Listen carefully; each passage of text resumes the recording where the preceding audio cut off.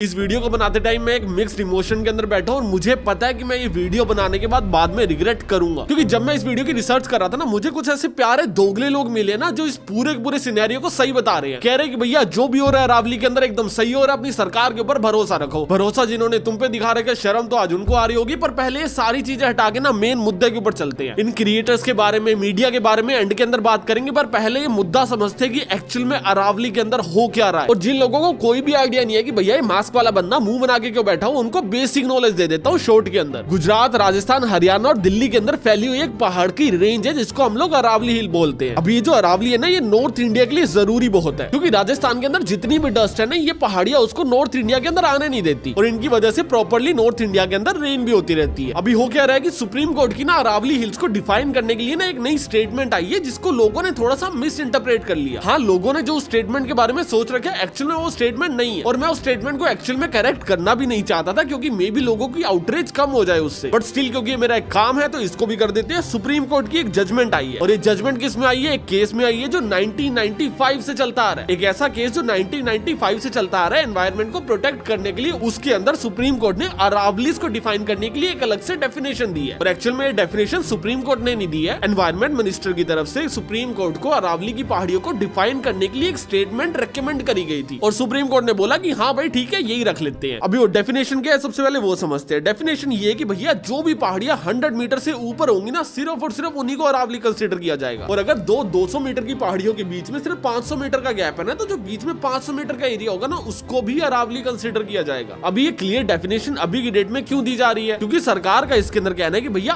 आज तक हम लोगों ने कभी भी अरावली क्या होती है एक्चुअल में उसकी क्लियर डेफिनेशन बनाई ही नहीं है। अरावली मोस्टली 4 स्टेट्स के अंदर है, हरियाणा के अंदर है, राजस्थान के अंदर है, गुजरात में और दिल्ली के अंदर है। और सभी स्टेट्स ने अपनी अपनी डेफिनेशन बना रखी थी कि भैया हम लोग ऐसे पहाड़ को अरावली बोलेंगे, हम लोग वैसे पहाड़ को अरावली बोलेंगे। सुप्रीम कोर्ट ने बोला कि भैया सबकी सेम जजमेंट बना दो जिससे माइनिंग को कंट्रोल किया जा सके और यही इसका एजेंडा भी था। एंड ये एजेंडा पूरा होता हुआ दिख भी रहा है, क्योंकि अगर आप लोग सिर्फ और सिर्फ 100 मीटर से ऊपर की पहाड़ियों को अरावली बोलोगे तो 90% जो पहाड़ है वो अरावली के अंदर कंसीडर ही नहीं होंगे, जिससे आप लोग उसके अंदर खुले में माइनिंग कर पाओगे और इलीगल माइनिंग रुक जाएगी। क्योंकि अभी जहाँ पे इलीगल माइनिंग हो रही है उसको आप लोग माइनिंग करने के लिए लीगल कर दोगे। एंड जो भी क्रिएटर सरकार का पैसा लेके सोशल मीडिया के ऊपर आके बोल रहे कि नहीं नहीं तू तो गलत समझ रहा है, तेरे को समझ नहीं आया एक्चुअल में स्टेटमेंट क्या है। एक काम करते हैं, आप लोग मेरे चैनल के ऊपर आ जाओ, 2 3 4 5 झुंड बना के आ जाओ, मुझे चलेगा। एक ओपन लाइव डिबेट करते हैं फैक्चुअल डेटा के ऊपर, उसके बाद देखते हैं कि आपके दिए हुए पैसे सच बोल रहे हैं या फिर मेरी जुबान। बट ठीक है, आपके फैक्ट्स को मैं एंड के अंदर डिनाई करूंगा, पर पहले दोबारा इसके ऊपर आते हैं। काफी क्रिएटर्स ये वीडियोस के अंदर बोलते दिख जाएंगे कि भैया आज से पहले कभी भी अरावलीज को डिफाइन ही नहीं किया गया। एंड ये स्टेटमेंट भी अपने आप के अंदर एक झूठ है, क्योंकि 2002 के अकॉर्डिंग अरावली के अंदर माइनिंग करना बैन कर दिया था। और अरावली कौन सी थी? एक चेन ऑफ माउंटेन्स जो गुजरात से लेके दिल्ली तक स्प्रेडेड है। अभी वो पहाड़ कैसे स्प्रेड हो रहे हैं, किस रो में जा रहे हैं, इसको थोड़ा सा और एक्सप्लेन करने के लिए इन्होंने क्या किया, इन्होंने बोला कि भैया थोड़ी सी क्लियर डेफिनेशन दे दो। 2006 के अंदर राजस्थान ने अपनी खुद की डेफिनेशन बना ली कि भैया जो भी पहाड़ 100 मीटर से ऊपर होंगे उसको अरावली मान लेंगे, बाकियों को नहीं मानेंगे। और गुजरात के अंदर, दिल्ली के अंदर, हरियाणा के अंदर इधर कोई क्लियर डेफिनेशन अभी तक नहीं आई थी। देन 2010 के अंदर फॉरेस्ट सर्वे ऑफ इंडिया ने डिफाइन किया कि भैया जो भी पहाड़ 3 डिग्री या फिर उससे ज्यादा के स्लोप के अंदर है वो अरावली है। बस हम लोग स्लोप देखेंगे, कोई भी जमीन से ऊपर चीज उठी हुई है 3 डिग्री या उससे ज्यादा टिल्टेड है तो भैया वो अरावली है। देन 2024 के अंदर इसको एक अलग से डेफिनेशन दी गई और अलग से डेफिनेशन पता है क्या दी गई? कोई भी पहाड़ जिसकी हाइट 30 मीटर या फिर उससे ज्यादा है, प्लस में एक और कंडीशन है कि भैया वो जो पहाड़ है वो 4.75 डिग्री स्लोप्ड होना चाहिए। अगर ये दोनों कंडीशन फुलफिल हो रही है तो उसका मतलब वो अरावली है, अगर नहीं हो रही है तो भैया वो अरावली है ही नहीं, जिसका मतलब आप लोग वहां पे जाके माइनिंग कर सकते हो। ये एक हाफ इंफॉर्मेशन है जिसको हम लोग थोड़ी सी देर के अंदर पूरा करते हैं। बट अगर हम लोग वो वाली स्टेटमेंट भी मान लेते तब भी 40% ऐसे पहाड़ थे जिनको अरावली कंसीडर किया जा रहा था। बट अभी एक नई कंडीशन आई है कि भैया 30 मीटर को छोड़ देते हैं, 100 मीटर या फिर उससे ऊपर वाली जो पहाड़ी है ना, सिर्फ और सिर्फ वही अरावली। और ये स्टेटमेंट क्यों लाई गई है? क्योंकि पहाड़ों को बचाया जा सके, अरावली के पहाड़ सेव कर सके। और एक्चुअल में इससे ये होगा भी, क्योंकि जो कटेंगे वो अरावली होगा ही नहीं, क्योंकि हमने नाम ही बदल दिया। सेम वही बात होगी, आपके ना 10 बच्चे, 5 बच्चे ऐसे जिनकी एज 20 साल से ऊपर और 5 बच्चे ऐसे जिनकी एज 20 साल से नीचे। हमने आपको बोला कि भैया हम लोग आपके सारे बच्चों को फ्री खाना देंगे। आपने बोला ठीक है भैया, 10 बच्चे है, 10 के 10 बच्चों को फ्री खाना मिलेगा। फिर हमने बोला कि भैया हम बच्चा उसी को कंसीडर करेंगे जिसकी एज 20 साल से ज्यादा है। जो 20 साल से कम है वो इंसान थोड़ी है, वो रोटी थोड़ी खाएगा। तो अभी हम लोग आपके 5 बच्चों को खाना फ्री में दे रहे और बोल रहे कि भैया आपका पूरा परिवार खा रहा है खाना। अगर ये वाली बात इलॉजिकल लगी तो ये पहाड़ों वाली बात भी सेम ही इलॉजिकल है। बट फिर हमारे एनवायरमेंट मिनिस्टर आगे बोलते हैं कि भैया हम लोग माइनिंग करने ही नहीं देंगे। ये पूरा का पूरा जो तामझाम किया गया है सिर्फ और सिर्फ अरावली को बचाने के लिए किया गया। और जो पहाड़ियां अरावली के अंडर कंसीडर नहीं भी होंगी, हम लोग उसके अंदर माइनिंग अलाउड नहीं कर रहे हैं। दिल्ली में माइनिंग नहीं होने वाली है एंड ये बात भी फैक्चुअल है। उनको आज की डेट में भी ग्रीन जोन डिक्लेयर कर रखे और वहां पे माइनिंग इलीगल कर रखी है। बट प्रॉब्लमेटिक ये चीज नहीं है कि भैया वो ग्रीन जोन है या फिर रेड जोन है। प्रॉब्लमेटिक ये चीज है कि भैया कल को वहां पे माइनिंग लीगल हो सकती है। अगर ये रूल हटने से पहले सरकार चाहती कि भैया एक काम करो, ये जो पहाड़ी एरिया है ना इसके ऊपर माइनिंग कर दो, तो सरकार ये डिसीजन दे ही नहीं पाती, क्योंकि सरकार के पास ये अथॉरिटी ही नहीं है। सरकार के पास ये पावर नहीं है कि वो पहाड़ों को खुदवा सके। इससे क्या होगा कि भैया जो भी 100 मीटर से नीचे की पहाड़ी है ना उसको खुदवाने की पावर सरकार के पास आ गई है। अभी कौन सा एरिया प्रोटेक्शन के अंदर आ रहा है, कौन सा फॉरेस्ट में आ रहा है, कौन सा ग्रीन जोन में आ रहा है, सारी चीजें डिक्लेयर करने की पावर गवर्नमेंट के पास है। और इस जजमेंट के बाद सारी की सारी जो पावर है वो गवर्नमेंट के पास ट्रांसफर हो जाती है। एंड मैं मान लेता हूं कि भैया आज की डेट में माइनिंग शुरू नहीं होगी क्योंकि सोशल मीडिया के ऊपर बहुत आउटरीच है। पर कल क्या होगा, परसों क्या होगा, उसके बाद क्या होगा, हम रोज सुबह उठ के एक एक पहाड़ी गिनते थोड़ी बैठेंगे। और अगर आप लोगों को एक्चुअल में अरावली को प्रोटेक्ट करना ही था तो ऐसी डेफिनेशन दो ना जिसमें सारी अरावली प्रोटेक्ट हो जाए। आपने दे दिया कि भैया 100 मीटर से ऊपर की अरावली है, उससे नीचे की अरावली नहीं है, पर हम लोग उसको ग्रीन जोन डाल देंगे, फॉरेस्ट जोन डाल देंगे, उसको अरावली के अंदर ही डाल दो। ये ग्रीन फॉरेस्ट ऐसे जोन बनाने की जरूरत ही नहीं पड़ेगी। डेफिनेशन लाओ कि भैया 10 मीटर या उससे ऊपर वाली सारी पहाड़ियां अरावली है। अब कोई खोद के दिखाए कोई भी अरावली को। इतना इलॉजिकल आर्ग्यूमेंट है ना कि भैया हम लोग प्रोटेक्ट करने के लिए लिमिट को बढ़ा रहे हैं, घटा नहीं रहे हैं, बढ़ा रहे हैं। आप लोग लिमिट बढ़ा नहीं रहे हो, आप लोग जनता का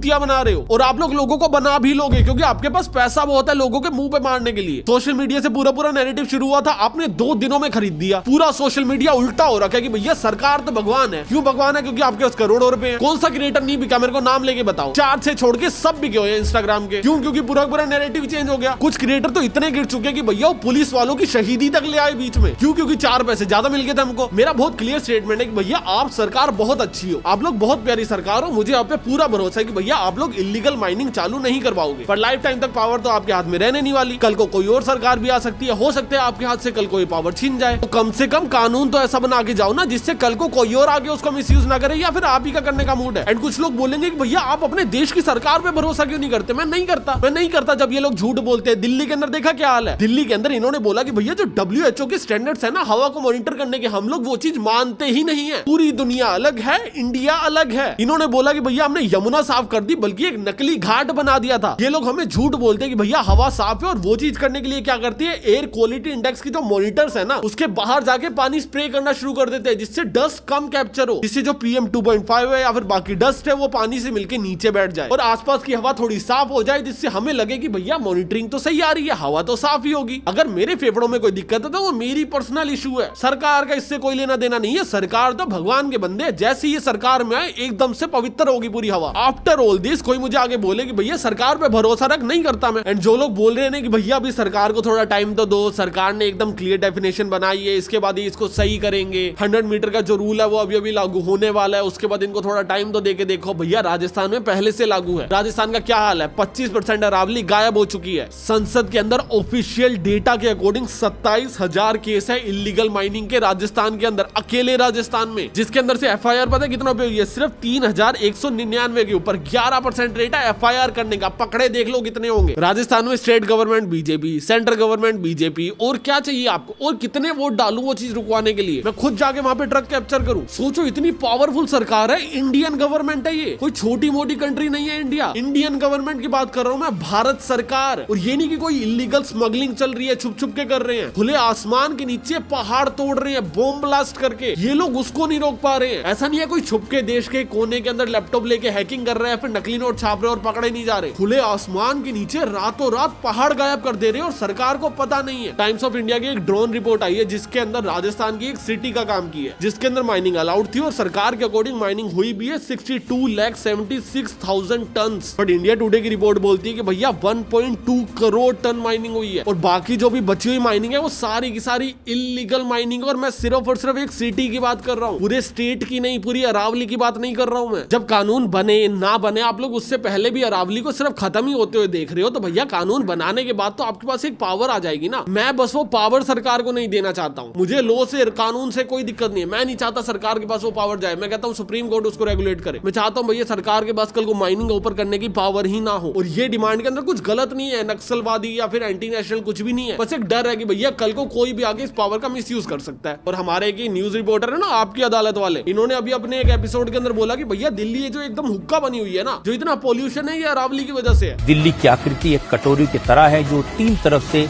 अरावली की पहाड़ियों से घिरी है, इसीलिए प्रदूषित हवा दिल्ली में कैद हो जाती है। एंड मैं ना फैक्चुअल डेटा से डिनाई नहीं कर पाऊंगा चाहे कुछ भी हो जाए। एक्चुअल में अरावली की वजह से दिल्ली हुक्का बनी हुई है, क्योंकि जब अरावली हट जाएगी तो दिल्ली हुक्का भी बनी रहेगी, साथ साथ में डस्ट स्टॉर्म भी आ जाएंगे, साथ साथ में पानी की कमी भी हो जाएगी। तो अभी जो सिर्फ एयर पोल्यूशन है वो अरावली की ही गलती है, क्योंकि बाद में पानी की भी कमी होगी अगर अरावली हट गई और रेत भी बढ़ जाएगी। अभी आगे बढ़ने से पहले ना तुम लोग मेरी एक चीज समझो कि मैं ना कभी भी किसी भी क्रिएटर का ना पब्लिकली नाम लेना नहीं चाहता हूँ। और मैं पब्लिकली नाम इसलिए नहीं लेना चाहता हूँ क्योंकि ये प्रफुल्ल जैसे जो लोग हैं ना, मैं इनसे इवेंट्स में मिलता हूँ, मैं मिला हूँ इस बंदे से 1-2 इवेंट्स के अंदर, और मैं बहुत सोच रहा था कि भैया ऐसे पब्लिकली किसी को कॉल आउट करना, उसको बताना कि भैया ये तो गलत चीज कर रहा है, जिससे लोगों का भला हो सके। क्योंकि अभी की डेट में एक्चुअल में काफी लोग ग्राउंड के ऊपर काम कर रहे हैं, काफी लोग ऐसे हैं जो इन्वायरमेंट को प्रोटेक्ट करने के लिए धरने दे रहे हैं, झंडे लेके निकले हुए हैं। मैं उनके एफर्ट्स के ऊपर किसी भी आदमी को पानी डालते हुए नहीं देख सकता ना। तो ऐसे लोगों को कॉल आउट करना मेरे लिए एक बहुत नेगेटिव फैक्टर है। एक तो कॉल आउट करते टाइम मैं लाखों रुपए की डील को लात मारता हूँ। जो एजेंसी मेरे पास डील लेके आई थी और बाकी एजेंसीज भी जो इस वीडियो को देखेगी, वो लोग कल को मुझे पेड पार्टनरशिप ऑफर करनी बंद कर देंगे। उनको लगेगा भैया इसको बोलेंगे तो भैया कल को पब्लिक ना कर दे। और तीसरा, जब मैं ऐसे क्रिएटर से किसी भी इवेंट के अंदर मिलूंगा तो मुझे लग रहा था यार मुझे कितनी शर्म आएगी ना, क्योंकि मैंने इनके ऊपर वीडियो बना रखी है। But then lately I realise कि भाई शर्म मुझे थोड़ी आएगी, इनको आएगी। गलत काम मैं थोड़ी करके बैठा हूँ, गलत काम तो ये लोग करके बैठे हैं ना। एंड ऑनेस्टली स्पीकिंग कि भैया मेरे पास पेड पार्टनरशिप आई, मैंने उसको रिजेक्ट कर लिया। And I really don't care कि भैया कौन क्या कर रहा है। और हाँ, प्रफुल्ल के अलावा ये सारे क्रिएटर्स ने वीडियो बनाई है, पर मैं प्रफुल्ल को क्यों टारगेट कर रहा हूँ? मेरी क्या कोई इससे पर्सनल दुश्मनी है? And the answer is no. The problem is कि भैया इस बंदे ने सबसे घटिया वीडियो बनाई है और सबसे ज्यादा नंबर ऑफ व्यूज लिए। ये पूरा का पूरा जो भी ऑफलाइन प्रोटेस्ट चल रहा है, ये सिर्फ और सिर्फ सोशल मीडिया पावर की वजह से ही चल रहा है। सोशल मीडिया से लोगों को पता चला कि भैया अरावली कट रही है, कट सकती है, या फिर जो भी जजमेंट आई है, या फिर सो ऑन थिंग, उसकी वजह से लोग एक जगह इकट्ठे हुए और पावर उठा रहे हैं, अपनी बात उठा रहे हैं। सोशल मीडिया पे तुम ये नैरेटिव बना दोगे कि भैया जो भी हो रहा है सही हो रहा है, तो ये सारी आवाजें दब जाएंगी। लोगों को लगेगा यार हमें किसी ने मिसलीड कर दिया और उसके बाद हम लोग सड़क पे आ गए, कितनी गलत चीज हुई है हमारे साथ। एंड पीआर कैंपेन सारे करते हैं भाई, बस जितना घटिया इस आदमी ने किया ना उतना ज्यादा घटिया नहीं करते हैं। लाइव इस बंदे की वीडियो के ऊपर अभी रिएक्ट करता हूँ। प्रफुल्ल ने मुझे इंस्टाग्राम स्टोरी के ऊपर रिप्लाई दिया और उसका कहना है कि मैं उसको बिलो द बेल्ट हिट कर रहा हूँ, मेरी बातों में कोई फैक्ट्स नहीं है और मैं बातें तोड़ मरोड़ के दिखा रहा हूँ। मैंने फैक्ट्स लगा के एक वीडियो डाला था, उसके बाद कुछ लोग मेरे को डिमीन कर रहे हैं, बिलो द बेल्ट हिट कर रहे हैं। प्रफुल्ल का कहना है कि उसने एक 3 मिनट की वीडियो बनाई थी जिसके अंदर कोई भी फैक्चुअल एरर हो ही नहीं सकते, और अगर है तो उसको दिखाया जाए। मुझे डिमीन करने के लिए वीडियो बनाया तो उसमें मेरा पार्ट तो 1 मिनट का रखेगा, अपना 2 मिनट का रखेगा,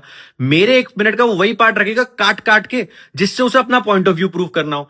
मेरे को फैक्चुअली गलत प्रूफ करने के लिए उसे मेरी पूरी वीडियो दिखानी पड़ेगी, वो दिखाएगा तो फैक्चुअली गलत प्रूफ कर ही नहीं पाएगा। और वीडियो को काट के ना दिखाया जाए, 3 मिनट की पूरी वीडियो को दिखाया जाए। तो चलो एक काम करते हैं, 3 मिनट की पूरी वीडियो को दिखाते हैं और उसके अंदर फैक्चुअल एरर दिखाते हैं। एंड क्योंकि मैं आपकी इतनी बात रख रहा हूँ, 3 मिनट की वीडियो शॉर्ट्स में कवर कर रहा हूँ, तो छोटा सा काम आप भी कर देना जनाब। जब अगला रिप्लाई दो ना तो ये बता देना कि ये जो वीडियो बनाई थी इसके लिए पैसे मिले थे या फिर नहीं मिले थे, बस हाँ या ना कर देना। और अगर मिले थे और किसी ने दिए थे तो क्यों दिए थे? क्या आपकी बाकी वीडियोस के लिए भी दिए जाते या फिर स्पेसिफिकली इसी वीडियो के लिए दिए गए? और अगर दिए गए थे तो क्यों दिए गए थे, एक बार थोड़ा सा क्लियर कर देना जनाब। अभी आपकी पूरी वीडियो को फैक्ट वाइज देख लेते हैं। हाफ नॉलेज होना नॉलेज ना होने से ज्यादा डेंजरस होता है। अरावली के केस ने यह प्रूव कर दिया है। इतनी आवाजें उठी कि अरावलीज खत्म हो जाएंगी, माउंटेन्स खत्म हो जाएंगे, पोल्यूशन बढ़ जाएगा, ग्राउंड वाटर खत्म हो जाएगा, और रियलिटी क्या सामने आई? सुप्रीम कोर्ट ये इसलिए कर रहा था जैसे कि अरावलीज को बचाया जा सके। स्टैट से बताता हूं, पैरों के नीचे से जमीन खिसक जाएगी। 1975 से लेकर 2019 तक 8% ऑफ अरावलीज ऑलरेडी खत्म हो चुके थे बिकॉज ऑफ इलीगल माइनिंग। 2059 तक 22% ऑफ अरावलीज खत्म हो जाते हैं। जो 2018 में सुप्रीम कोर्ट ने कमिटी बनाई थी, उन्होंने अपनी रिपोर्ट में बोला था कि 1/4 ऑफ अरावलीज पिछले 50, 60, 70 साल में खत्म हो चुके हैं। अब तो हम लोग एक काम करते हैं, 90% अरावलीज के ऊपर से अरावली का टैग ही हटा देते हैं, जिससे कल को अगर इलीगल माइनिंग हो भी रही होगी तो हम बोलेंगे कहीं और हो रही है, अरावली के अंदर थोड़ी हो रही है, वो अरावली थोड़ी, वो तो पत्थर है। इन सबको बचाने के लिए सबसे पहले डिफाइन करना पड़ेगा कि अरावलीज क्या है, और यही सारे फेक नरेटिव, प्रोपेगेंडा स्प्रेड हुआ।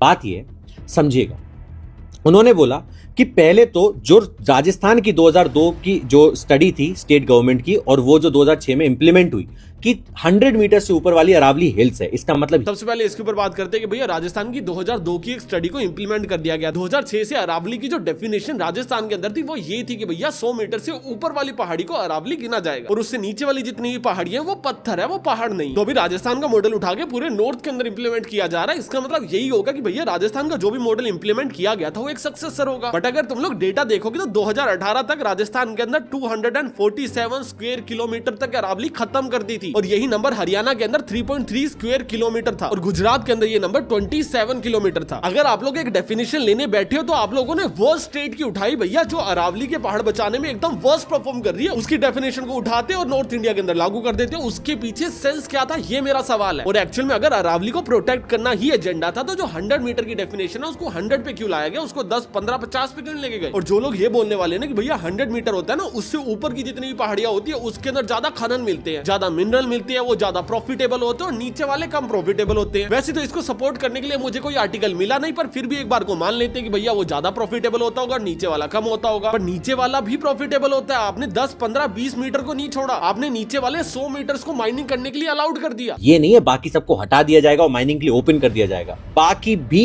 इक्वली प्रोटेक्टेड है। यहाँ पे थोड़ा सा फैक्ट चेक करना चाहूंगा जनाब, क्योंकि वो इक्वली प्रोटेक्टेड तो नहीं है। समझो कि सुप्रीम कोर्ट की नवंबर की जजमेंट से पहले अरावलीज को 3 तरह से प्रोटेक्शन मिली हुई थी। पहली प्रोटेक्शन थी द नोटिफिकेशन पावर, जिसके अंदर एनवायरमेंट प्रोटेक्शन 1986 के अंदर वहां पे रूल बनाया गया था कि भैया आप लोग वहां पे पेड़ नहीं काट सकते हो, ना ही आप लोग वहां पे माइनिंग कर सकते हो, ना ही वहां पे कोई भी इंफ्रास्ट्रक्चर बिल्ड कर सकते हो। और अगर आपको ऐसी कोई भी चीज करनी है तो आपको सेंट्रल गवर्नमेंट से पहले परमिशन लेनी पड़ेगी, उसके बाद कर पाओगे। सेकंड जो प्रोटेक्शन दी गई थी अरावलीज को वो थी सुप्रीम कोर्ट प्रोटेक्शन, जिसके अंदर 2002 के अंदर अरावलीज के अंदर काफी ज्यादा इलीगल माइनिंग चल रही थी और सुप्रीम कोर्ट ने एक जजमेंट पास करी थी, जिसके अंदर उन्होंने बोला था कि भैया अगर आप लोगों को राजस्थान और हरियाणा के अंदर माइनिंग करनी ही है तो आपको पहले सेंटर से पूछना पड़ेगा, स्टेट बीच में नहीं बोल सकती। आप लोग जाके सेंटर से परमिशन लेके आओ, उनसे लाइसेंस लेके आओ, उसके बाद आप लोग माइनिंग करना। और जब 2008 के अंदर सुप्रीम कोर्ट ने इसको रिव्यू किया तब भी इलीगल माइनिंग चल रही थी, तो सुप्रीम कोर्ट ने एक लॉ लाया कि भैया इसके ऊपर ब्लैंकेट बैन लगा दिया जाएगा। दैट मींस अगर आपके पास लाइसेंस है आप लोग तब भी माइनिंग नहीं कर सकते, गवर्नमेंट नए लाइसेंस इश्यू नहीं कर सकती माइनिंग के लिए, और किसी भी कंडीशन के अंदर माइनिंग नहीं होगी। और तीसरी प्रोटेक्शन थी फॉरेस्ट प्रोटेक्शन की, भैया जो भी एरिया फॉरेस्ट एरिया के अंदर आता है उसके ऊपर प्रोटेक्शन लगाई जाती है और उसको आप लोग माइनिंग करने के लिए, पेड़ काटने के लिए यूज नहीं कर सकते। पर किसी भी एरिया को फॉरेस्ट प्रोटेक्शन से हटाना स्टेट और सेंट्रल गवर्नमेंट के हाथ में होता है, अनटिल अनलेस सुप्रीम कोर्ट जान के उसके अंदर इंटरफेयर करना चाहे। अगर सुप्रीम कोर्ट उसके अंदर इंटरफेयर नहीं करना चाहती तो स्टेट और सेंटर मिलकर उस प्रोटेक्शन को हटा सकते हैं। अभी ये नई जजमेंट के बाद क्या हुआ, 5 तरह से प्रोटेक्शन मिली। सबसे पहले ब्लैंकेट बैन को एकदम से हटा दिया गया, सुप्रीम कोर्ट का बीच में से रोल ही हट गया। सुप्रीम कोर्ट ने बोला था कि भैया किसी भी तरह की माइनिंग इलीगल होगी, जो कि अभी नहीं है, क्योंकि अभी 100 मीटर का एक बेंचमार्क सेट कर दिया गया कि भैया उससे ऊपर पहाड़ है, उससे नीचे पत्थर है। सेकंड सेफ्टी है फॉरेस्ट प्रोटेक्शन, जैसे पहले दे रखी थी वैसे अभी दे रखी है, पर उसको सेंट्रल और स्टेट गवर्नमेंट मिलकर हटा सकती है। तीसरी प्रोटेक्शन थी द नोटिफिकेशन पावर, जिसके अंदर एनवायरमेंट प्रोटेक्शन एक्ट के अंदर उनको सेफ्टी दी गई थी। अभी एनवायरमेंट प्रोटेक्शन एक्ट के अंदर सेफ्टी उनको दी जाती है जो पहाड़ होते हैं, आपने इनको पहाड़ से ही हटा दिया। तो जो भी 100 मीटर से ऊपर है, हाँ डेफिनेटली आज भी उनको प्रोटेक्शन है, पर जो 100 मीटर से नीचे है उनके पास प्रोटेक्शन हट गई। और 2 प्रोटेक्शन दी गई है, जिसको मैं थोड़ा सा आगे एक्सप्लेन करता हूँ, क्योंकि उसके ऊपर हमारे प्रफुल्ल सर ने भी कुछ बोला है। तो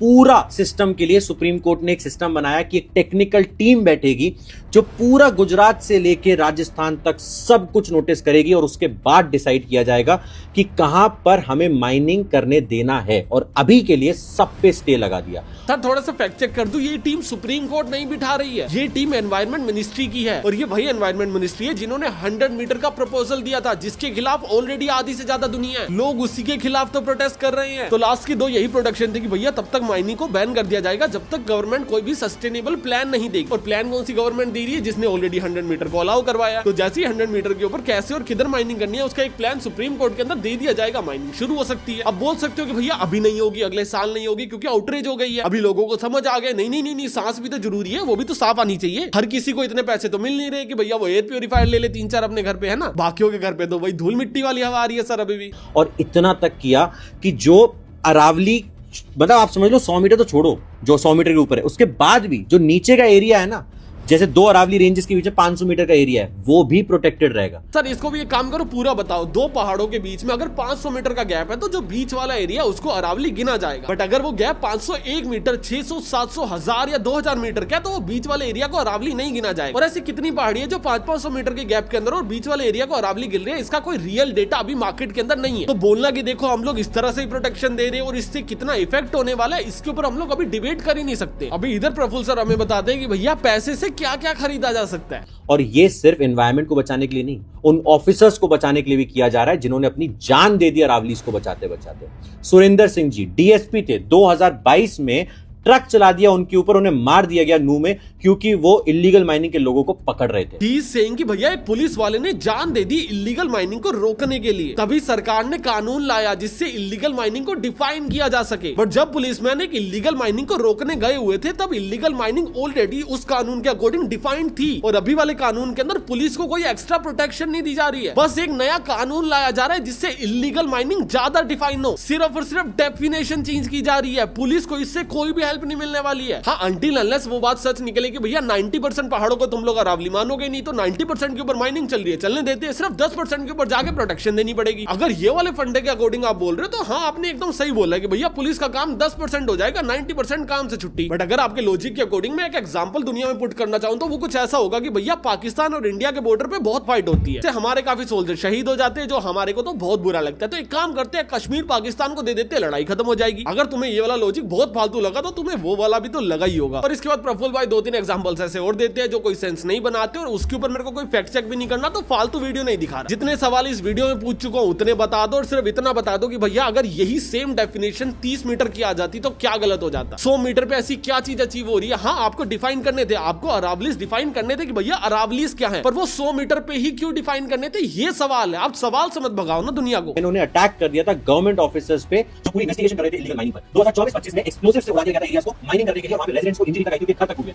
इन सब को चेंज करने के लिए, इन सारी चीजों को रोकने के लिए एक क्लियर डेफिनेशन बनाई जा रही थी, जैसे गुजरात से। नाउ ही इज सेइंग कि भैया सारी चीजों को रोकने के लिए क्लियर डेफिनेशन बनाई जा रही थी जिससे इनको रोका जा सके। अगर इनको रोकने के लिए डेफिनेशन बनाई जा रही है, दैट मींस आप लोग इन चीजों को अभी इलीगल डिक्लेयर कर रहे हो। बट आपके अकॉर्डिंग जो भी पहले हुआ वो ऑलरेडी इलीगल था, तो मतलब वो ऑलरेडी डिक्लेयर था। तो अभी आपने क्या किया, अभी आपने लिमिट्स को पुश कर दिया। जो पहले 30 मीटर थी वो अभी 100 मीटर हो गई, तो कल को अगर 30 मीटर, 40 मीटर, 50 मीटर टूटेगा तो वो इलीगल नहीं होगा, क्योंकि वो अरावली नहीं है। And that is the main problem, वो अरावली नहीं बचेगा। कल को आप आगे बोलोगे अरावली सेफ है, यस, क्योंकि अरावली है ही नहीं वो जो अब तोड़ रहे हो, आपने नाम बदल दिया। सेम वही एग्जांपल कि भैया 10 बच्चे हैं, 10 का नाम राहुल है, आपने क्या किया, 7 बच्चों को बोला आज से तेरा नाम श्याम है, और पब्लिकली जाके बोल रहे हो सारे राहुल सेफ है। अरे 7 बच्चों का नाम बदल दिया आपने, और आप ये नहीं कह रहे 10 बच्चे सेफ रहेंगे, आप कह रहे हो सारे के सारे राहुल सेफ रहेंगे। यही प्रॉब्लम है सबसे बड़ी, और सभी ने इसके ऊपर वीडियो बनाई है, मुझे उससे कोई ज्यादा दिक्कत नहीं है। पर आप ये पुलिस वाले का केस क्यों लेके आए बीच में, क्यों इमोशनल एंगल डाल रहे हो? भाई वो किसी का पति या बाप होगा, तेरी तो बस एक पेड पार्टनरशिप है। आफ्टर ऑल दिस मेरे पास इस चीज को टैकल करने के सिर्फ और सिर्फ 2 तरीके हैं। पहला कि भैया पैसे लो, चुपचाप बैठ जाओ एंड नथिंग हैपेंड। सेकंड कि भैया इस चीज के खिलाफ आओ, आप लोगों को बताओ कि भैया एक्चुअल में चल क्या रहा है, और उसके बाद चुपचाप हाथ में हाथ रख के बैठ जाओ। और मैं दोनों तरीके नहीं अपना रहा, मैं जा रहा हूँ तीसरे तरीके के ऊपर, वो है एंटी गवर्नमेंट। मेरा एक बहुत सिंपल सा फॉर्मूला है कि भैया मार्केट में पैसे बांटे जा रहे हैं, कौन बांट रहा है? सुप्रीम कोर्ट दे रही है, गवर्नमेंट दे रही है, या वो माइनर्स दे रही है? किसी का फायदा है तभी एक क्रिएटर को 5-5, 6-6 लाख रुपए मिल रहे हैं ना। किसका फायदा हो रहा है यहाँ पे? किसके फायदे के लिए सोशल मीडिया पे नैरेटिव बदला जा रहा है? कैसे 2 दिनों के अंदर अंदर 30-40 क्रिएटर ने अरावली के सपोर्ट में वीडियो बना दी। और अभी प्रॉब्लम पता क्या है, मैं भी ना बाय प्रोफेशन एक मार्केटर ही हूँ, मुझे सब समझ आती है कि भैया क्या चीज मार्केटिंग है, सारे के सारे कैंपेन्स आ जाते हैं, कोई कंपनी मुझे अप्रोच करे ना करे, मुझे पता होता है मार्केट में क्या चल रहा है। और अगर नैरेटिव चेंज करना है तो भैया हमें भी आता है, और अगर तुम लोग मेरे साथ हो ना तो इस नैरेटिव को चेंज करते हैं। I am gonna create a video for Instagram, क्योंकि वहां पे ज्यादा रीच आती है, क्योंकि शॉर्ट्स पे ज्यादा व्यूज आते हैं, जिसके अंदर मैं पब्लिक को अवेयर करूंगा कि भैया सारे के सारे क्रिएटर्स पेड मार्केटिंग कर रहे हैं। एक्चुअल में अरावलीज अभी भी खतरे में हो सकती है इसलिए क्योंकि कल को मेरे को गवर्नमेंट आके ये ना बोलते कि भैया ये एंटी नेशनल है। एंड आप लोगों को सोशल मीडिया क्रिएटर्स के बारे में नहीं सुनना चाहिए, और आपको खुद से स्टडी करनी चाहिए। एंड गवर्नमेंट ने इलीगल होने के बाद भी काफी सारी माइनिंग्स को नहीं रोक पाई और नाकामयाब रही है इसके अंदर। मैं इसकी एक शॉर्ट वीडियो बनाऊंगा और उसको मीम पेजेस के ऊपर प्रमोट करवाऊंगा। अभी उसको प्रमोट करवाने के पैसे कहां से आएंगे भैया? मैं लाखों रुपए ऑलरेडी ब्रांड डील से मना कर चुका हूं, फ्यूचर प्रमोशंस के लिए मैं ना बोल चुका हूं, तो मैं मेरी जेब से ज्यादा खर्चा नहीं कर सकता। ये वीडियो जितना पैसा जनरेट करेगी, मैं सारा का सारा पैसा विद स्क्रीनशॉट 1 हफ्ते बाद डिस्क्रिप्शन के अंदर पिन करके लगा दूंगा। अभी ये वीडियो जनरेट करे 200 रुपए, ये वीडियो जनरेट करे 2 करोड़ रुपए, सारा का सारा पैसा सिंगल पैसा जाएगा अपनी प्रमोशन के अंदर, जिसका पूरा का पूरा एजेंडा ये होगा कि भैया अगेन सोशल मीडिया के नैरेटिव को बदल दिया जाए। एंड मैं मीम मार्केटिंग इसलिए यूज कर रहा हूं क्योंकि कॉस्ट ऑफ व्यूज काफी कम होती है उसके अंदर, जिससे हम लोग कम कॉस्ट के अंदर ज्यादा इस वीडियोस को फैला पाएंगे और नैरेटिव को फैला पाएंगे। और अगर तुम लोग भी इसके अंदर सपोर्ट करना चाहते हो तो तुम्हारे पास भी 2 तरीके हैं। पहला, इस वीडियो के नीचे थैंक्स का ऑप्शन आ रहा होगा, उसके अंदर तुम लोग कितने भी पैसे मुझे भेज सकते हो। जितने ही पैसे तुम लोग मुझे इस वीडियो के ऊपर भेजोगे वो मेरे एडसेंस रेवेन्यू के अंदर रिफ्लेक्ट होंगे। 1 हफ्ते बाद मैं उस पूरे रेवेन्यू का स्क्रीनशॉट लूंगा और तुम्हें दिखाऊंगा कि एक पैसा पीआर मार्केटिंग के अंदर स्पेंड हुआ है विद बिल। बट तुम में से काफी लोग ऐसे होंगे जिनके पास पैसा नहीं होगा, दिल भी लाइक कि भैया हम प्रमोट नहीं कर सकते, हम पे नहीं कर सकते, विच इज फाइन। तो आप लोग दूसरे क्रिएटर्स को टैग कर सकते हो कि भैया इसके ऊपर वीडियोस बनाओ, जो भी 4-5 बचे हुए क्रिएटर्स हैं उनको टैग करो। एंड ये वीडियो फ्री टू यूज है, इसकी क्लिप्स काटो, कहीं पे भी सर्कुलेट करो, आपको कोई कॉपीराइट नहीं आएगा। रीअपलोड मार दो, सोशल मीडिया पे काटो, कहीं मर्जी बेचाओ वीडियो, जीरो कॉपीराइट है इस वीडियो के ऊपर, बस इसको फैलाओ एंड स्पेशली उस वीडियो को काट के फैलाओ कि भैया सोशल मीडिया के ऊपर एक प्रोपेगेंडा चल रहा है। एंड ये मेरा बेस्ट है जो मैं कर सकता हूँ, मैं तुम्हारे बेस्ट की वेट करूंगा। अगर तुम लोग पे करना चाहो, नीचे थैंक्स का बटन आ रहा होगा, उसके अंदर कोई भी अमाउंट सिलेक्ट करके आईफोन, एंड्रॉइड, पीसी, विंडो कहीं से भी जाके तुम लोग कर सकते हो। और अगर मैं तुम्हें इंस्टाग्राम स्क्रॉल करते हो किसी भी मीम पेज के ऊपर दिख जाऊं, दैट मींस हमारा ये कैंपेन काम कर रहा है। See you guys in the next video, तब तक के लिए बाय।